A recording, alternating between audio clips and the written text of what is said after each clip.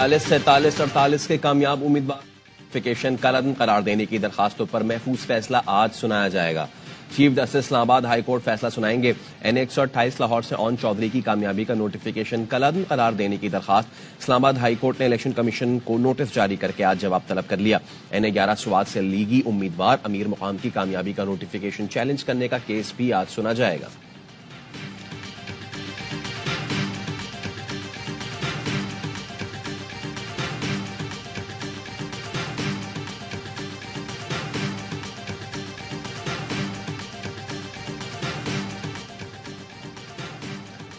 PTI को मखसूस नशिस्तें मिलने की गुंजाइश मौजूद है।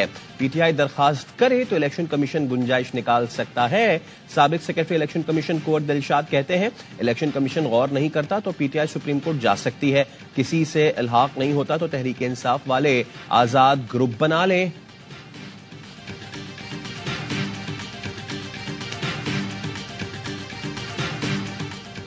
खुशाब, कोहाट, घोटकी के चंद पोलिंग स्टेशंस पर पोलिंग जारी। 8 फरवरी को बैलेट बॉक्स जलाए जाने पर NA 88 खुशाब के 26 पोलिंग स्टेशंस पर दोबारा वोटिंग। हंगामा राई के 22, PK 90 कोहाट के 8 और PS 18 घोटकी के 12 पोलिंग स्टेशंस पर वोटर्स दोबारा हक राय दही इस्तेमाल कर रहे हैं।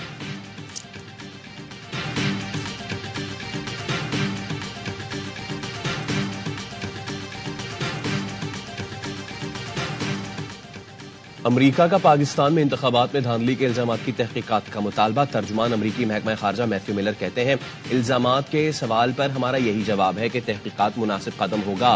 दुनिया भर में कहीं भी ऐसे इल्जामात की तहकीकात और हल होना चाहिए। मखलूत हुकूमत अंदरूनी मामला है, नई हुकूमत के साथ मिलकर काम करने के मुंतज़िर है।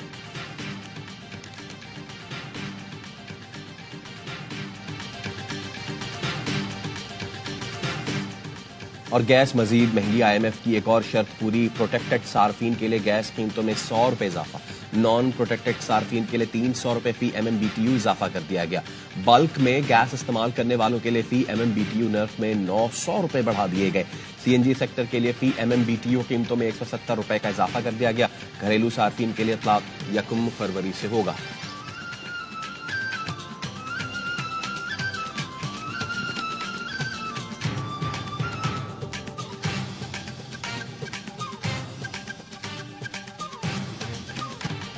JUI ने इंतखाबी नताइज मुस्तरद कर दिए। अपोजिशन में बैठने का ऐलान।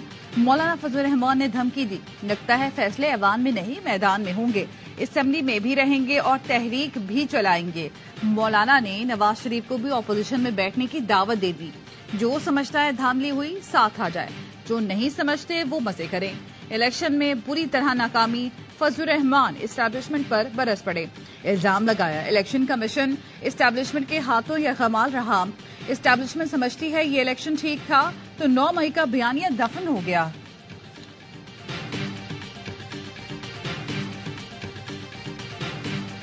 पार्लिमानी सियासत भी ये करेंगे, पार्लियामेंट में भी आएंगे, कोई भी नहीं जाएंगे, सफारशात जाएंगी, पार्लियामेंट का रास्ता ये इख्तियार करेंगे।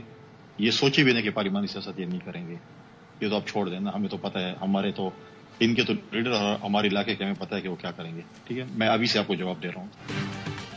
JUI सिर्फ धमकियां लगा रही है, कुछ नहीं करेगी। मौलाना फजलुर रहमान हमारे इलाके के हैं, अच्छी तरह जानता हूं। 1-2 नशिस्तें JUI की थी, वो उनको मिल गई हैं। PP रहनुमा फैसल करीम कुंडी कहते हैं, JUI चाहती है MMA वाला दोबारा माहौल बने, ऐसा नहीं हो सकता। कमर जमा कायरा कहते हैं, आसिफ जरदारी समेत सब लोग जाकर फजलुर रहमान को राजी कर लेंगे। कमर जमा कायरा का कहना है, फजलुर रहमान मुल्क के मफाद के खिलाफ नहीं जाते, उन्हें कायल कर लिया जाएगा। अली मोहम्मद खान ने कहा, मौलाना फजलुर रहमान भी कहते हैं धांधली हुई, हम भी कहते हैं धांधली हुई। मौलाना फजलुर रहमान माजी में हम पर फतवे लगाते रहे।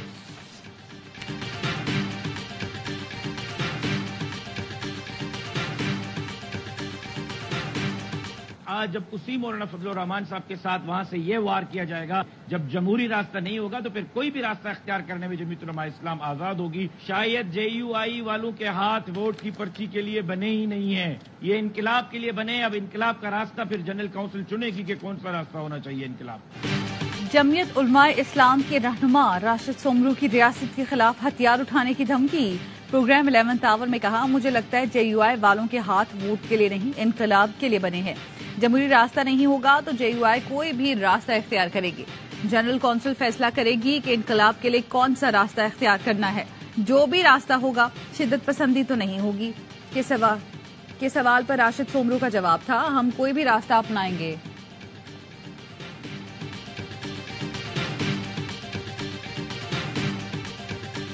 नहीं है, ये दूसरी मर्तबा एक बहुत बड़ा फ्रॉड है, उन्हें मुस्तरद कर दिया है।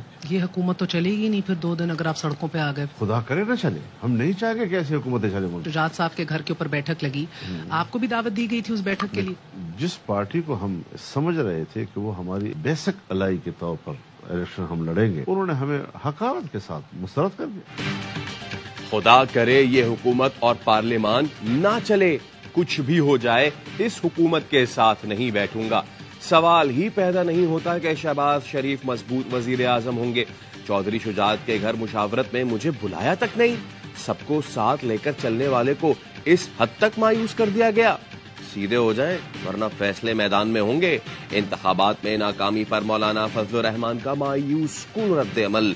ARY न्यूज को इंटरव्यू, कहा इलेक्शन क्यों कराते हैं, पहले ही तय कर लें। PTI को पख्तूनख्वा, नून लीग को पंजाब और PP को सिंध दे दें। गुज़िश्ता और इस इलेक्शन में एक भी नतीजा इलेक्शन कमीशन ने नहीं दिया। मेरे पास शवाहिद हैं, चीफ इलेक्शन कमिश्नर के पास कोई इख्तियार नहीं था। मैं जरदारी की तरह जीरक नहीं हूं, मेरे पास पैसा नहीं है। लीगी क़यादत से भी गिले शिकवे, बोले जिस पार्टी से तवक्को थी वो साथ देगी उन्होंने हकारत से देखा। PTI और JUI किसी एक नजरिए पर इकट्ठे हो जाते हैं तो हर्ज क्या है, कभी लाडले का लफ्ज इस्तेमाल नहीं किया।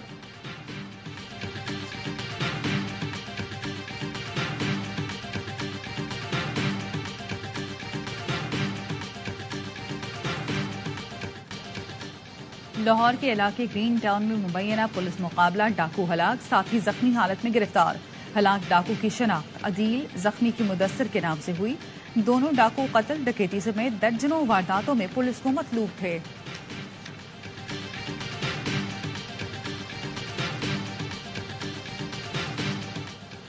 पाक बहरिया की छठी हिंगोर क्लास आबदोज की तैयारी का आगाज।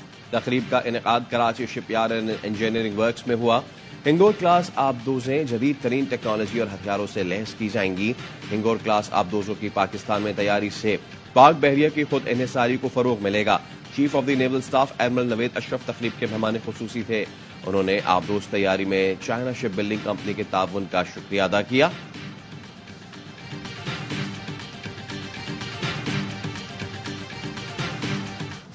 दहशतगर्द इसराइल बेलगाम, गजा में खूरेजी न रुक सकी। 24 घंटे में मजीद 103 फलस्तीनियों को शहीद कर दिया। इसराइली फौज की रफा और खान यूनुस में बमबारी, नसर अस्पताल के अहाते में शहरियों पर बराह रास्त गोलियां बरसाईं। 3 फलस्तीनी जान से गए। गजा में शहादतें 28,500 से जायद हो चुकी। 13,000 के करीब बच्चे शामिल हैं। इसराइली फौज रफा में लाखों बेघर फलस्तीनियों पर धावा बोलने को तैयार।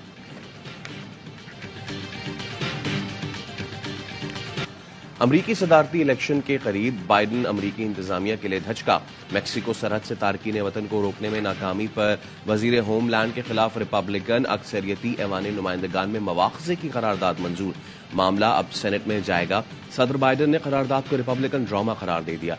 पाकिस्तानी निजात डेमोक्रेट रहनुमा डॉक्टर आसिफ कदीर कहते हैं सेनेट में डेमोक्रेट्स की अक्सरियत है, करारदाद मुस्तरद हो जाएगी। रिपब्लिकन रहनुमा साजिद तारक कहते हैं बाइडन इंतजामिया को इलेक्शन के करीब करारदाद से सियासी नुकसान हुआ।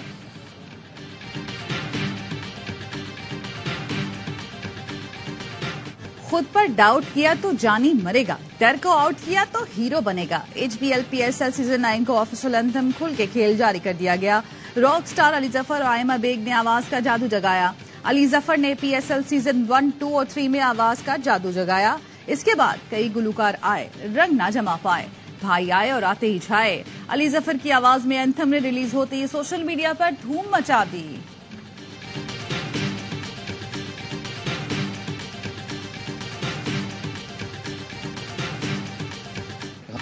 सरफराज को मुकम्मल एजाज के साथ अलविदा कहेंगे, वो हमारा लकी चार्म है। क्वेटा ग्लैडिएटर्स के ओनर नदीम उमर कहते हैं कप्तानी से हटाने के फैसले पर सरफराज ने खुद कहा अगर इसमें टीम की बेहतरी है तो ठीक है। पाकिस्तान की कप्तानी से हटाए जाने से सरफराज को जहनी तौर पर बहुत गहरा असर पड़ा, जिसके असरात फील्ड में भी नजर आए।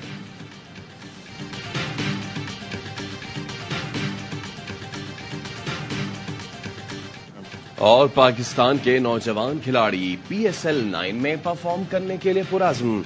अंडर 19 टीम के कप्तान साद बेग, उबैद शाह, शामिल हुसैन, मोहम्मद ईशान और ख्वाजा नाफे पहली बार PSL में इन एक्शन होंगे। साद बेग कहते हैं PSL खेलना ख्वाब था, कराची किंग्स ने पिक किया, बहुत खुशी हुई। मोहम्मद ईशान बोले बाबर आजम की क़यादत में खेलना एजाज होगा।